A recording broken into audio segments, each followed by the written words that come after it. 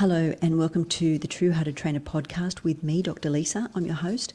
I'm a veterinarian and I'm also a Delta accredited professional dog trainer. Now, welcome to episode 3, how our expectations of our dogs affects our training with them. And I'd like to welcome you to the podcast with this thought. There will always be a dog that teaches us a valuable lesson. Now, when we have expectations when we're training, we're focused on the results and not the journey, and we're more focused on what we want rather than what our dog needs. And of course, that isn't very fair. So I'd like to first talk about an article that I read. It was an online article and there's a link in the description. And this is a really good illustration of how a dog can teach you a valuable lesson, though I don't think... Oh, hello, Marco. But I don't think that in this instance, the lesson was truly learnt by this person, because there's a number of clues in the language she uses that probably makes me think that she hasn't really understood the underlying lesson here. Now, she was a trainer that used punishment and intimidation. She also supported dominance theory, and she believed all behaviour problems were the result of the dog believing that it was dominant. Now, episode 2 of the True Hearted Trainer podcast talks about the language and how it sets up in our intentions to train. So that's, if you haven't seen that, please have a look. Now, this person was taught and mentored by other trainers that used punishment and aversive techniques and intimidation. And she also followed the common popular knowledge of that time. And usually, in my experience, common popular knowledge is not really based on science, and usually there isn't real evidence to support that knowledge. So I would really say the first rule of training should be to do no harm, and certainly positive reinforcement is the model for that rule. Now, I just want to touch on the effects of punishment. So punishment does increase the fear and anxiety that an animal is feeling. It also inhibits their learning because it's not engaging the learning pathways. And it also suppresses the behaviour that you're not wanting to see, but it doesn't actually address the emotional state of that dog. So you have a real risk of that fear and anxiety escalating as a result of the punishment into something like aggression, but that's because the dog is feeling stress, anxiety and fear in that situation where they're being punished. So this woman's story, with respect to her expectations, my understanding is that the expectations were that the punishment and the intimidation techniques were going to work on this dog as well. So her expectations of her dog, it was a 3-year-old Siberian Husky, her dream dog, blue-eyed Siberian Husky. Now, I found this is very common, because so often we look at the aesthetics of a dog, what the dog looks like. We all have, a cognitive bias about what we like about dogs and what sort of dog breeds we might prefer. But we really need to consider their personality, also their previous history and their puppyhood history, their learning, their experiences over their lifetime, including the socialisation. Now, none of this information was forthcoming in the article, but we have a 3-year-old dog, so there's a lot of history there that we don't know about. And we don't know whether this dog had some unpleasant experiences, whether this dog had an underlying anxiety, or whether this dog was, a nice, confident, socially well-adjusted dog. But her expectations meant that there was no compromise for the dog, and that's unfair, and it also dictated the dog's relationship with the human, which is again unfair. Now, she explained that when she used punishment and aversive techniques on this dog and intimidation, she couldn't teach the dog anything of merit. Now, again, it's her expectations of what merit might mean, and no mention from the dog's point of view. And again, when we're talking about punishment, we rarely have a description or a discussion on the body language of the dog, what the body language might be communicating to us, and that's very often the case with punishment-based trainers. So I would add that in this respect, she wasn't. I don't think she had the ability to understand the body language of what the dog was trying to communicate to her in those situations where punishment and intimidation was used in the training. She does mention that the dog was subdued and controlled, but once again, I think it reflects her inability to understand canine body language clues, and the dog was likely anxious and probably not wanting to participate in training because the dog remembered the punishment associated with that environment and was probably being very quiet in an effort to try to avoid the situation, and this behaviour was most likely described as subdued, although we don't have any information on the behaviour sequence or the ethology, what the animal was demonstrating, so that is speculation. But I would say that there's clearly more going on than not being able to teach the dog anything of merit, according to this person here. Now, so the expectations were also embedded in the language that she used as well, because she described her dog as being stubborn and untrainable. And again, that language shifts to put the blame onto the dog unfairly, and falsely labelling dogs like this is really a reflection of our inability to communicate in a way that enhances their learning.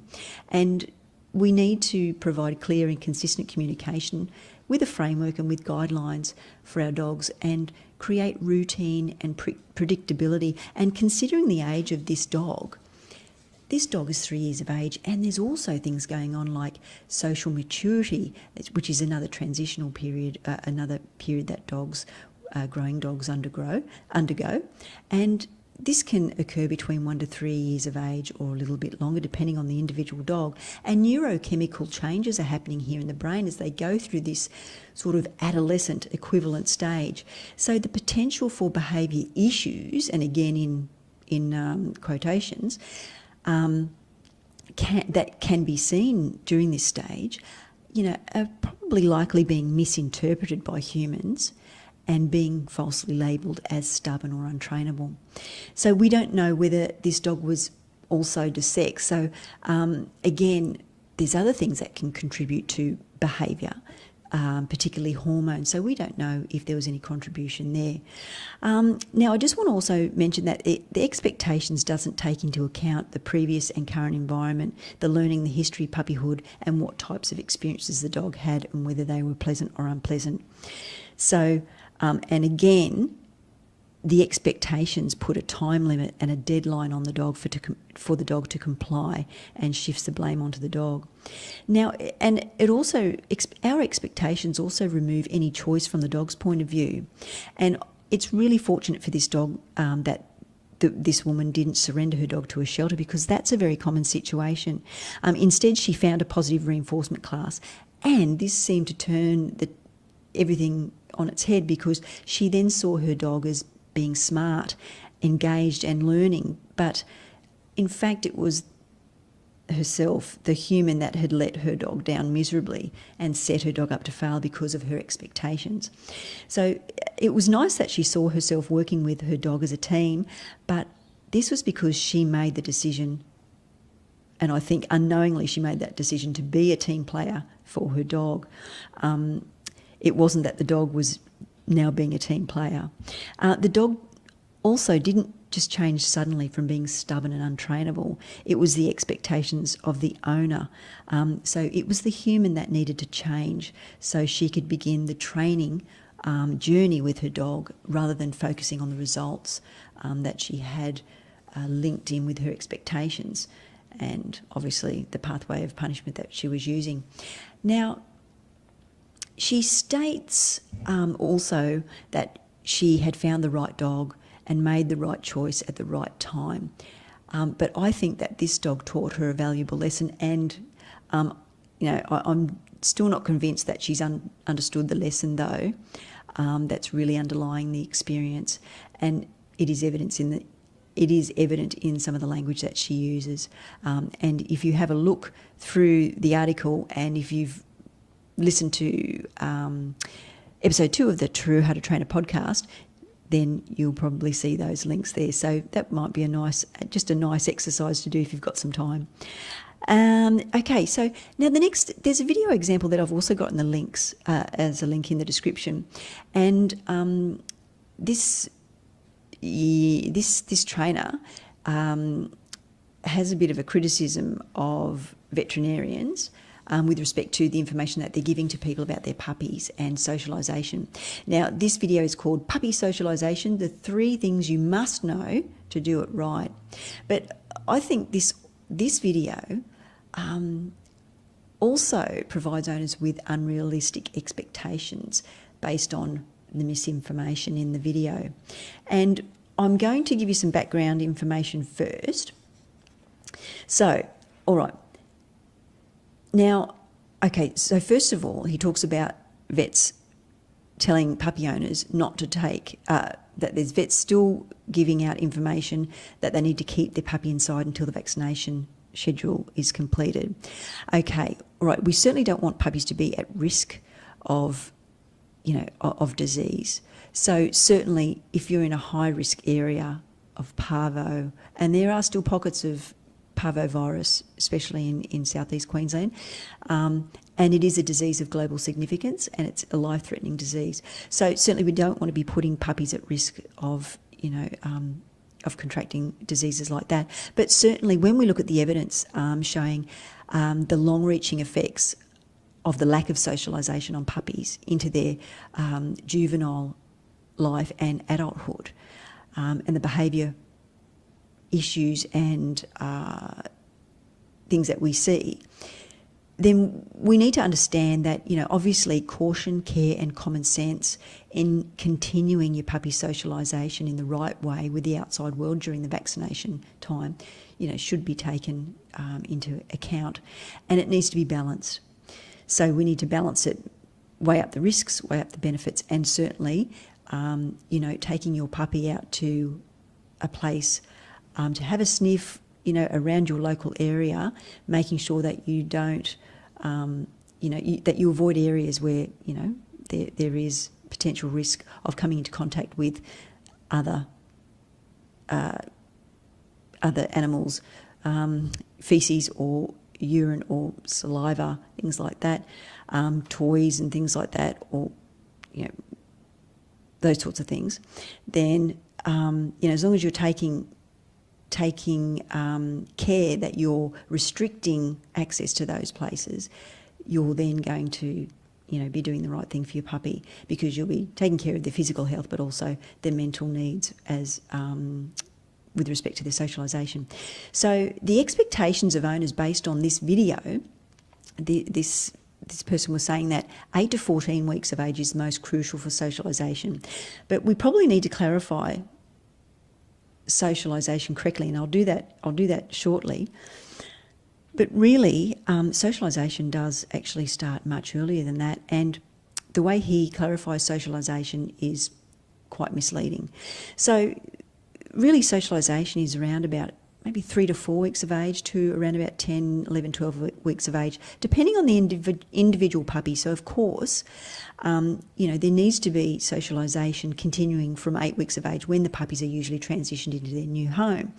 And with respect to the key sensitive periods when puppies are still with their litter between, hopefully, up to 7.5 weeks of age, gentle and consistent handling from humans is really important, so that puppies are introduced to humans as well as other things that they might be coming into contact with on a daily basis in their future lives, so those things aren't of any consequence to them, so those things aren't perceived as a threat. Now, the experiences during this sensitive period is critical, because if there's any negative or threatening or scary experiences that the puppies undergo during this time, we see very deep effects on the behaviour in the puppies in the long term. So it's also important for puppies to attend puppy classes if they are good candidates, or if they're candidates for group training. They might need time to adjust to that. So if you have an 8-week-old puppy and you'd like to enrol them in a baby puppy class, but they're just, not as confident they're still a little bit wary, then you may need to just back off that a little bit and take it week by week and work on your life experience checklist with your puppy to help prepare your puppy when you will be going to take them to puppy class. So now there's a couple of links, just a little bit more background information before I get on to the crux of the video. Now there's two from Queensland Government. The first one is the Queensland Animal Welfare Standards and Guidelines for Breeding Dogs and Their Progeny, and the second one is the guidelines, the standards and the guidelines for registering their dogs. So we've got standards and guidelines for breeding dogs, and then we also have registering as a dog breeder in Queensland. So they're two different things. One about the standards and guidelines, and then the other one about how to register as a dog breeder. Now, I just want to let you know that in Queensland alone, we have over 16,600 registered breeders, and that includes one-off litters as well as professional breeders. Now, if we just consider the numbers of just one litter with, say, 3 to 4 puppies for that litter, we're talking about just under 50,000 puppies to around about 66,000 puppies just in a year. Now, of course, those figures aren't going to be happening every year, but we're dealing with a lot of puppies here. And I want to make the point that just because you've applied for and paid for a licence, you've been granted a licence to breed, it doesn't make you necessarily qualified to do so. Because when we consider the number of puppies and dogs that are surrendered to shelters every year because of their behaviour issues, we have to understand the importance of socialisation during this sensitive period of around about 3 to 4 up to 12 weeks of age, and continuing on when they make the transition into the new home with the owner. We need to understand that these puppies need to be started off on the right foot. So if you don't know the socialisation history of your puppy or your dog, then how can you make expectations of your dog if you have these things that you need to understand and address in your training journey with your dog? So you can't just have expectations and start training with your dog. You need to look at your dog, understand your dog's personality, and of course we don't have all the information on our dogs and their history, their previous learning experiences. So that's why it's important that we don't have expectations. Of course, when we're talking about things like basic manners, consistent framework and guidelines for this, that's important. And, asking our dogs to sit for a greeting, getting them to respond to their name, coming when called, getting them to settle on their mat, understanding when it's quiet time and those sorts of things, and rewarding them for those behaviours. So that's not what I'm talking about. I'm talking about understanding the importance of socialisation, and how a lack of socialisation in a puppy or a dog's life can be even more detrimental and damaging to that puppy or dog when we're trying to impose our expectations on that puppy or dog. All right, so let's get to the video example. So he sort of explains socialisation as meeting new dogs and new people.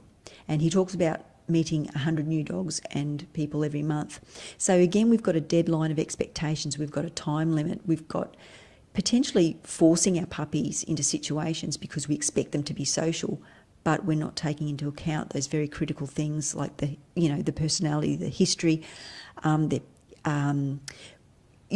comfortable they are, their confidence, and their personality, can take a little time to shine through, and it needs gentle encouragement. And in order for our puppies to develop into confident, well-adjusted socialised dogs, we need to give them all the tools and help them to develop the skills by exposing them to a number of different environments and things in their life that they're going to be exposed to gently and slowly at their pace. So we can't be pushing or forcing our puppies into situations of meeting hundreds of people and new dogs every month. And look, just like people, not everybody likes everybody. So not every dog likes every dog. So we need to give that a lot of thought. Now, the other thing is he talks about socialisation as just meeting new dogs and new people, but really socialisation is all about our dog just living in their environment and not being afraid of the vacuum cleaner going on, hearing the dishwasher, hearing children screaming or traffic going past, or even things like a person in a wheelchair or a truck, or, beeping reverse lights, those sorts of things, or even just walking down the street to a busy intersection. They're able to, understand that the traffic and that noise and that hustle and bustle is of no consequence to them. So just in closing the podcast today, I just want to leave you with a thought with respect to our expectations and what happens when we put expectations on our dogs. Our expectations do have long-reaching effects on the mental health and well-being of our dogs, and also affects their ability to learn and become confident dogs, especially when we're forcing them into situations because we expect our dog to be social, or we expect our dog to learn to do a particular behaviour. So it's important for us to understand our role as guardians and reliable guardians, and guidance and guardianship is about the journey, not the results. And if you're in a position where you have a puppy or a dog and you're finding it frustrating, you're not sure how to train your puppy or your dog, and you're not having success, please take a step back and just ask yourself, are you placing expectations on your puppy or dog? And have you taken the time to work with your dog to give them that consistent framework and that consistent set of guidelines for them to clearly understand? So you're promoting predictability and routine, and you're not confusing and frustrating them. So that would be a nice place to close the podcast. Now, please look at the links in the description. There's not too many this week, but please feel free to like, share and subscribe to this video. You can follow me on Instagram. I'm at The True Hearted Trainer. You can find me on Twitter and Facebook. Links are also in the description. And if you'd like a free copy of my ebook, 5 Essential Concepts of Dog Training, please feel free to email me at info@vcabs.com.au, and all the links will be in the description below. All right, thanks very much. We're finished for episode 3, and see you next time. I'm Dr. Lisa. Thanks very much. Stay positive.